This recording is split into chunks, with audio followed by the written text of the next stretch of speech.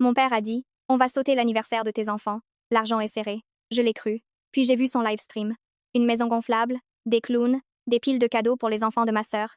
Mon fils a demandé doucement, maman, ils n'ont pas besoin de moi. J'ai pris une photo de leur chèque de loyer et j'ai tapé retour à l'expéditeur. À 9h du matin, mon père a frappé à ma porte pendant 20 minutes, jusqu'à ce que Mon père m'a dit une semaine avant l'anniversaire de mon fils qu'il ne viendrait pas. Il a dit que l'argent était serré. Je l'ai cru parce que c'est ce qu'on fait quand c'est ton père. Tu le crois même quand ça semble louche, et ça semblait louche. Je leur ai dit qu'on n'avait pas besoin de faire quelque chose de grand. J'avais déjà prévu quelque chose de discret. Quelques amis au parc, des gâteaux, des snacks, des ballons du magasin à $1. Mon fils voulait juste voir ses grands-parents. Il n'a jamais été le genre d'enfant à demander beaucoup. J'ai dit que si l'argent était le problème, il n'avait même pas besoin d'apporter un cadeau. Venez juste boire un café, asseyez-vous avec nous, faites partie de la journée. Ma mère a répondu avec un pouce levé. Mon père a dit, on verra dans un texto séparé plus tard ce soir-là. J'ai supposé que ça voulait dire non, mais j'ai quand même gardé un peu d'espoir. Puis le matin de son anniversaire est arrivé. Mon fils mangeait des céréales et parlait de savoir s'il devait apporter son scooter au parc.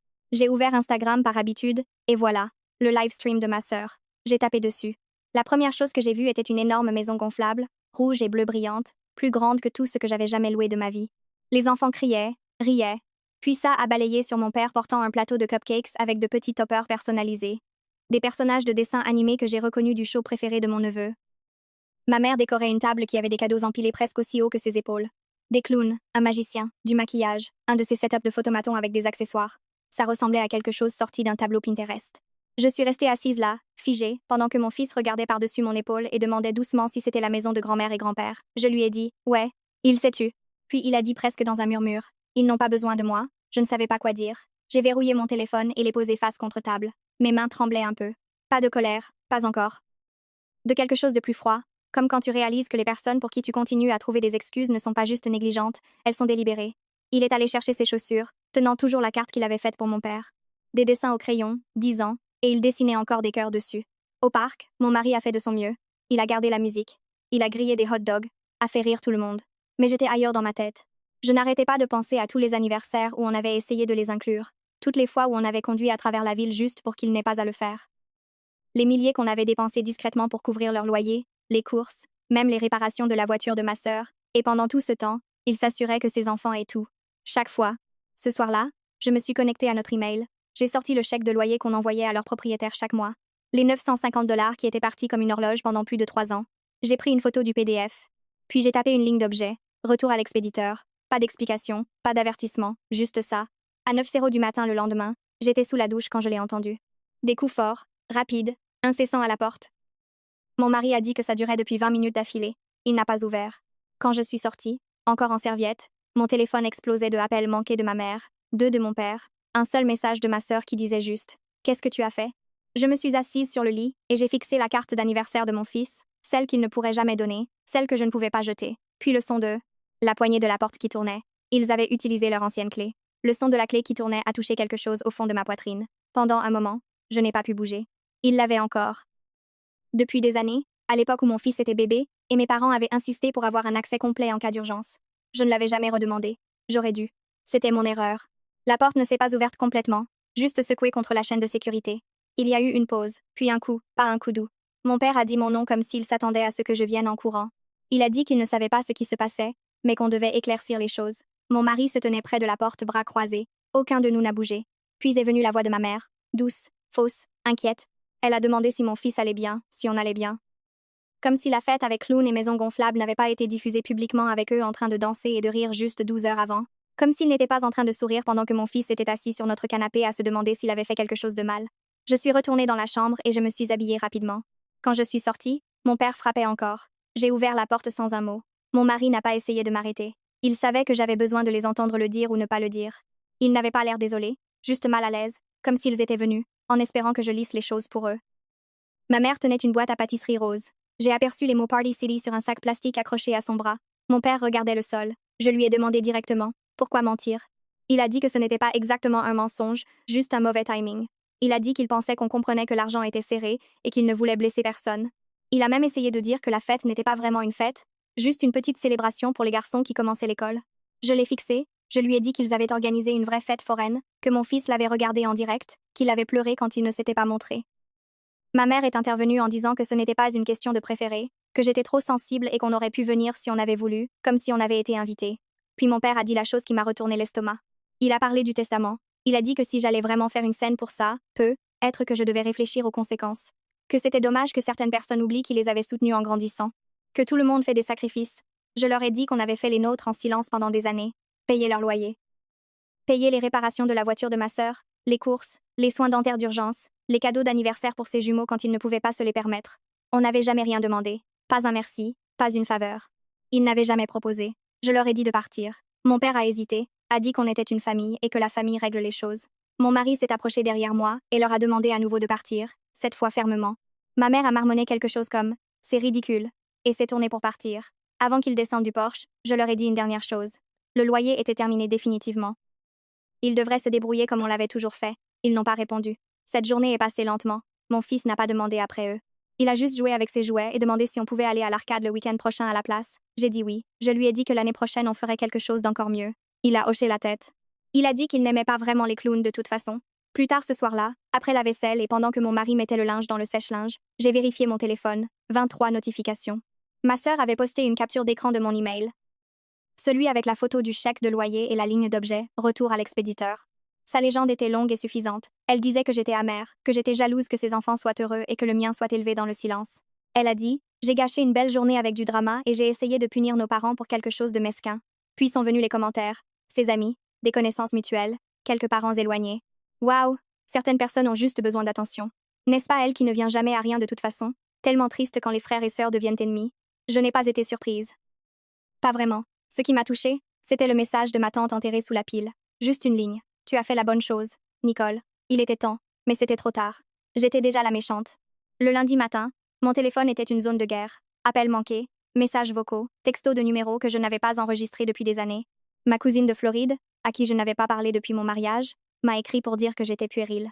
La sœur de ma mère m'a envoyé un paragraphe qui commençait par « Ce n'est pas comme ça que ta mère t'a élevé. » And Nora. La femme de mon oncle a ajouté quelque chose sur le fait que manquer de respect aux aînés n'était jamais la solution. Je n'ai répondu à aucun. J'ai juste mis en sourdine les chats de groupe et j'ai retourné mon téléphone. Mon mari a proposé de les bloquer tous, mais je lui ai dit non. Laissez-les parler. Laissez-les sortir ça de leur système. Ce qu'ils ne savaient pas, c'était que je n'étais plus en colère. J'en avais fini cette semaine-là. J'ai commencé à fermer des onglets dans ma vie. Un par un. D'abord, j'ai envoyé un email au propriétaire pour qui on payait pour mes parents. Je lui ai dit que tout problème de loyer futur n'était plus notre affaire. J'ai mis mon père en copie. Pas de réponse. Puis j'ai supprimé le compte de courses partagé qu'on remplissait pour ma sœur. J'ai supprimé le paiement automatique de notre banque. J'ai annulé l'Amazon Prime qu'ils utilisaient tous. Changé le mot de passe. Changé le Netflix. Changé tout.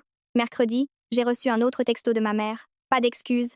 Juste ta sœur est dévastée. Ces garçons sont confus. Tu as vraiment blessé cette famille. Je l'ai lu en préparant le déjeuner de mon fils. Il voulait des bretzels ce jour-là. Je lui en ai donné 2 sachets. Cet après-midi-là, il est rentré avec un dessin dans son sac à dos. C'était notre petite famille, juste moi, mon mari, et lui en train de manger du gâteau sous un arbre. Il avait écrit « Le meilleur anniversaire dans le coin ». Je lui ai demandé s'il voulait l'accrocher. Il a dit « Non, c'était juste pour moi ». Jeudi soir, ma sœur est devenue nucléaire. Elle a posté un long statut Facebook disant qu'elle n'avait plus de sœur. Elle a dit qu'elle en avait fini d'essayer d'inclure des gens qui ne voulaient pas être heureux pour sa famille. Elle a dit que les gens qui utilisent l'argent contre les autres ne méritent pas d'être dans leur vie. Ce post a eu près de 100 likes. Des réactions cœur. Certaines personnes ont ajouté des commentaires comme « Fier de toi pour poser des limites ». L'ironie ne m'a pas échappé, mais ça piquait plus que je ne m'y attendais parce que pendant quelques secondes, j'ai vraiment cru qu'elle le pensait, que je n'avais vraiment plus de sœur. J'ai pleuré tranquillement dans la salle de bain, juste assise là sur le couvercle fermé des toilettes et laissé couler. 10 minutes, être 15. Mon mari n'a jamais frappé, n'a jamais appelé. Il a juste attendu dans le couloir comme il le fait toujours. Quand je suis sortie, il a levé un menu de plats à emporter et a dit « Pizza ou chinois ?» comme si rien ne s'était passé. J'ai montré l'endroit chinois. Il a souri. Plus tard cette nuit-là, j'ai ouvert un tiroir que je n'avais pas regardé depuis des années. Il contenait de vieilles lettres, des cartes d'anniversaire, des reçus que je gardais sans raison. J'ai trouvé l'enveloppe de quand on avait donné 5 000 $ à ma sœur pour ses frais de déménagement, à l'époque où elle avait juré qu'elle nous rembourserait dans l'année. C'était il y a 7 ans. J'ai ouvert un autre dossier, un tableur que mon mari avait gardé de tout ce qu'on avait couvert au fil des ans. Ça totalisait plus de 15 000 $, loyer, facture, anniversaire, urgence de dernière minute, aucun remboursement, aucun merci, juste des attentes. J'ai fixé ce chiffre pendant longtemps. Puis j'ai fermé l'ordinateur portable et j'ai dit à voix haute à personne « C'est ça », mais je savais que ce n'était pas parce que le karma ne frappe qu'une fois en cercle. Le vendredi matin semblait vide. Le genre de calme qui s'installe quand une tempête est déjà en route, mais personne ne veut l'admettre. Mon mari était parti tôt pour une réunion. Mon fils était dans le salon, à moitié enveloppé dans une couverture, en train de construire un poste de police Lego, avec un doux fredonnement en arrière-plan. J'en étais à ma deuxième tasse de café quand l'email est arrivé. Objet, avis urgent de loyer en retard. J'ai cliqué en m'attendant à du spam. Ce n'en était pas. C'était du propriétaire de mes parents directement à moi. Il disait qu'il y avait maintenant 2 mois de loyer impayé, qu'il avait attendu à cause de notre historique de paiement précédent, mais qu'il avait besoin de savoir si on soutenait encore le bail, sinon il devrait procéder à un avis d'expulsion. J'ai fixé le message pendant un moment, puis je l'ai archivé. Pas plus d'1 heure plus tard, les appels ont recommencé, d'abord de mon père, puis de ma mère, puis 2 de plus coup sur coup de numéros que je ne reconnaissais pas. Je n'ai pas répondu. Je n'ai pas écouté les messages vocaux non plus. Pas jusqu'à ce que le nom Marcus apparaisse. Le petit ami de ma sœur, il a laissé un message vocal disant qu'il voulait juste aider à médier, comme si c'était une sorte de dispute commerciale. Il a dit que c'était juste un gros malentendu, et que je ne réalisais pas à quel point les choses avaient été dures récemment pour eux. Je me suis souvenu de ce Noël où il m'avait écrit pour demander 6 cents dollars pour surprendre les jumeaux. Il avait dit qu'il me rembourserait par Venmo la semaine suivante. C'était il y a 3 ans. Je l'ai bloqué. Puis est venu un appel sans identifiant. J'ai répondu par réflexe. Qui est-ce? Ma mère? Elle n'a pas commencé en colère. Elle a commencé par la culpabilité d'abord. Elle a dit que les garçons avaient pleuré, que ma sœur ne mangeait pas, que ça avait assez duré. Puis quand je n'ai rien dit, sa voix a changé. Elle a dit qu'elle était prête à me transférer 1 000 dollars. Tout de suite, si je pouvais juste couvrir le loyer de ce mois. Elle a dit, mon père essayait de vendre quelque chose, et ils auraient tout réglé bientôt. Je lui ai demandé quelle chose. Elle a hésité, puis a dit nonchalamment, eh bien, on a déjà mis beaucoup au stockage, quelques héritages, des meubles, le service en porcelaine, ce n'est pas grand-chose. On a juste besoin de temps. C'est là que quelque chose a cliqué dans ma tête. Il se préparait déjà à partir. Pas juste déménager, à tout perdre, et il n'avait pas dit un mot, pas jusqu'à ce que l'argent s'arrête. Puis est venue la ligne qui m'a achevée. Tu nous dois, Nicole. Pour tout ce qu'on t'a donné en grandissant.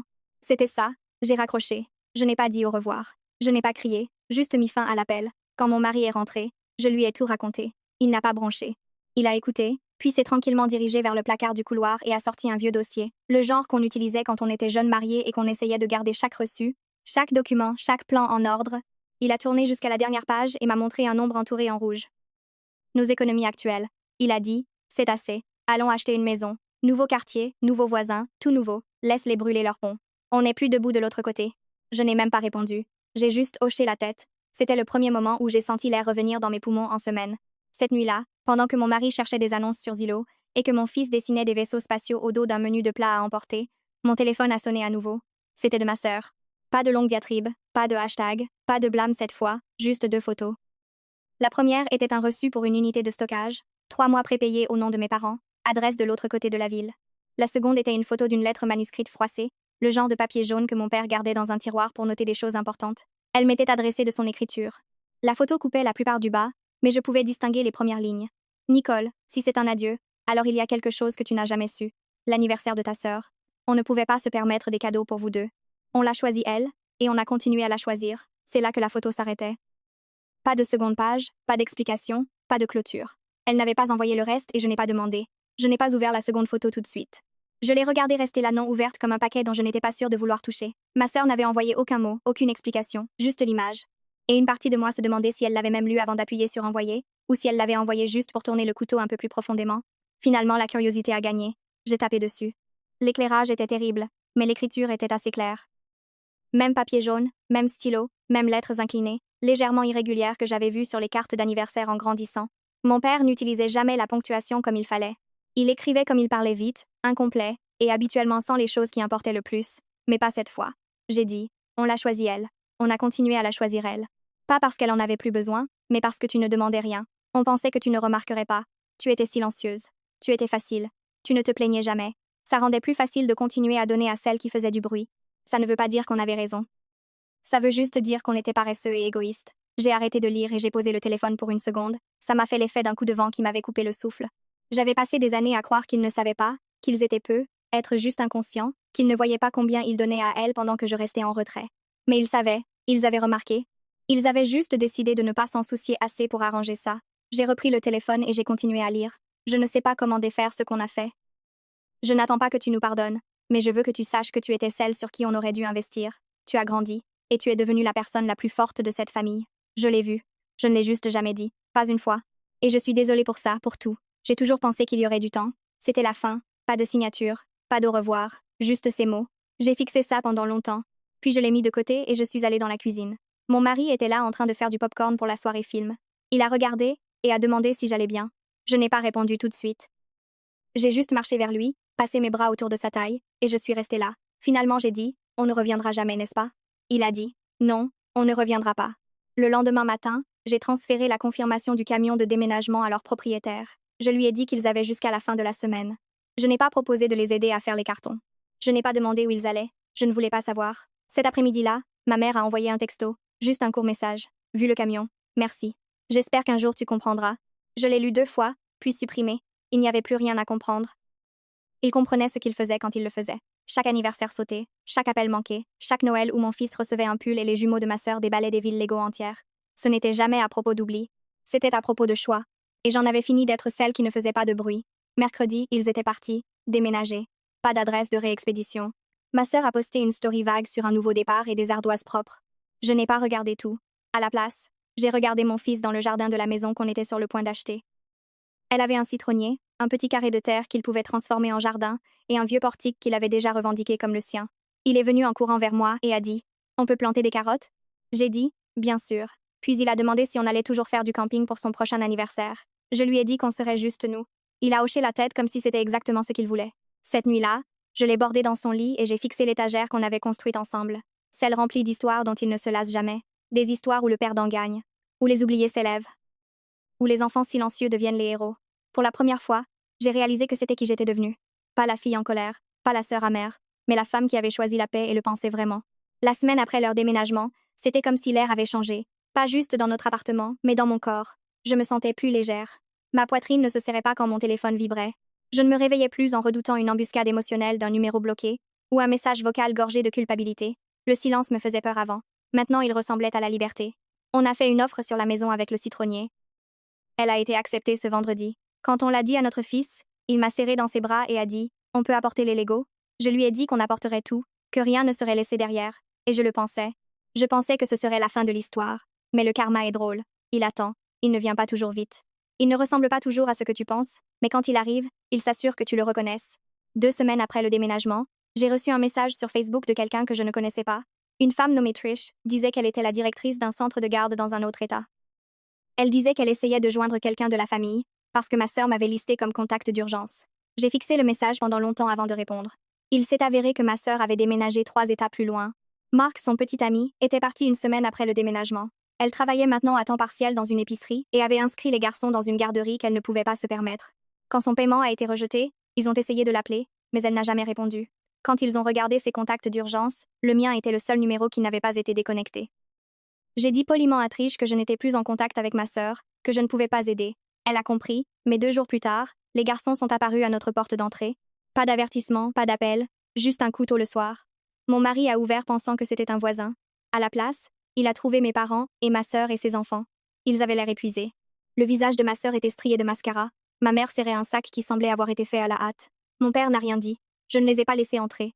Elle a dit qu'elle ne savait pas où aller ailleurs, qu'elle avait fait une erreur, qu'elle était désolée. Mais je n'ai pas entendu les mots dont j'avais besoin. Je n'ai pas entendu j'avais tort. Je n'ai pas entendu tu ne méritais pas ça. Elle a juste dit tu ne comprends pas ce que c'est. Je lui ai dit qu'elle avait raison. Je ne comprenais pas parce qu'on ne m'avait jamais donné la chance de m'effondrer. J'étais toujours celle à qui on attendait de tout tenir ensemble. Ma mère a essayé de pousser la porte. Mon mari est intervenu, leur a dit de partir. Mon père n'a pas dit un mot pendant tout ce temps, juste debout derrière eux à regarder le sol. Il ne pouvait même pas croiser mon regard. Ma sœur a supplié, a dit qu'il n'avait plus d'option, que les garçons n'avaient rien fait de mal, qu'ils me manquaient, qu'ils aimaient leur cousin. Je n'ai pas pleuré, je n'ai pas crié. J'ai juste dit que j'avais pardonné la dette, mais pas les dommages. Puis j'ai fermé la porte. Ils n'ont pas frappé à nouveau. Ils sont partis. Je ne sais pas où ils sont allés. Je n'ai plus entendu parler d'eux depuis. Et voici la partie pour laquelle personne ne te prépare. La tristesse ne part pas d'un coup. Elle s'attarde. Elle rend visite quand la maison est calme, quand les anniversaires arrivent, quand ton fils dit quelque chose de gentil. Et tu te demandes de qui il l'a appris parce que ce n'était définitivement pas des gens qui t'ont élevé. Mais finalement, même ça s'estompe. On a emménagé dans notre nouvelle maison. 1 mois plus tard, le citronnier a fleuri. Mon fils a planté des carottes dans le jardin. Mon mari a recommencé à peindre. Je me suis retrouvée à écrire tard le soir. Pas des histoires sur la douleur, mais sur la paix. Sur les gens qui se choisissent eux-mêmes et ne s'excusent pas pour ça. Parfois, je pense à eux, à mes parents, ma sœur. Je me demande s'ils me blâment encore. S'ils se souviennent même de ce qu'ils ont fait, mais ça n'importe plus parce que j'ai appris la vérité la plus dure de toutes. Certaines personnes ne t'aimeront pas de la façon dont tu en as besoin, même s'ils t'ont élevé, même s'ils disent qu'ils le font, et tu dois les laisser partir quand même. Alors je l'ai fait. Ça fait presque 1 an que j'ai fermé cette porte. Les gens supposent que quand tu coupes les liens avec la famille, il y a une grande scène dramatique. des cris de mots finaux, des portes claquées. Mais la vérité est que la vraie fin est calme. C'est dans les petites choses qui n'arrivent plus. Plus d'attente pour des textos qui ne viennent jamais. Plus de se plier en quatre pour garder une paix fausse. Plus de faire semblant. On est dans la nouvelle maison depuis 8 mois maintenant. Ça sent encore la peinture fraîche. Mon fils a sa propre chambre décorée exactement comme il voulait. Des étoiles qui brillent dans le noir au plafond, une étagère pleine de trucs sur l'espace, et une affiche d'un robot chevauchant un dinosaure. Il n'a jamais demandé après eux, pas une fois. Je ne sais pas si c'est parce qu'il a oublié ou parce qu'il se souvient de tout trop bien. Les carottes ont germé en juin. On en a fait tout un événement en les arrachant. Il les a lavées dans l'évier comme si c'était des pépites d'or. Il a dit: c'est bizarre que tu puisses faire pousser quelque chose à partir de rien. J'ai souri mais je n'ai pas répondu. Je pensais exactement la même chose à propos de moi-même. En août, j'ai reçu un email d'un collecteur de dettes, pas pour moi, mais pour ma sœur. Apparemment, elle avait utilisé mon nom une fois comme référence de secours. Il y a des années, ils essayaient de me contacter. J'ai répondu poliment, en indiquant que nous n'étions plus en contact. Le collecteur m'a remercié. C'était tout.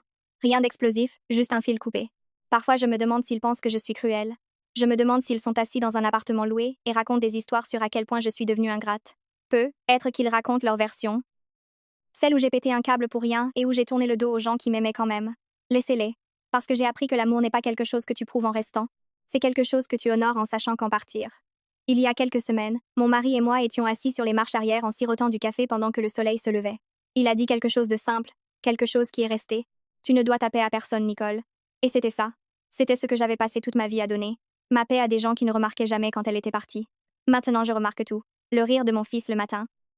Le bourdonnement calme de notre maison la nuit. La façon dont mon mari me serre la main quand on se croise dans la cuisine. La petite vie calme qu'on a construite. Une sans excuse, sans supplique, sans dettes qui ne seront jamais remboursées. Il n'y a pas de chute à cette histoire. Pas de twist. Juste cette vérité. Parfois tu grandis en pensant que tu es difficile à aimer parce que personne ne t'a jamais aimé de la façon dont tu en avais besoin. Mais la vérité est que tu n'étais jamais le problème. Il n'était juste pas capable. Abonne-toi pour plus d'histoires quotidiennes.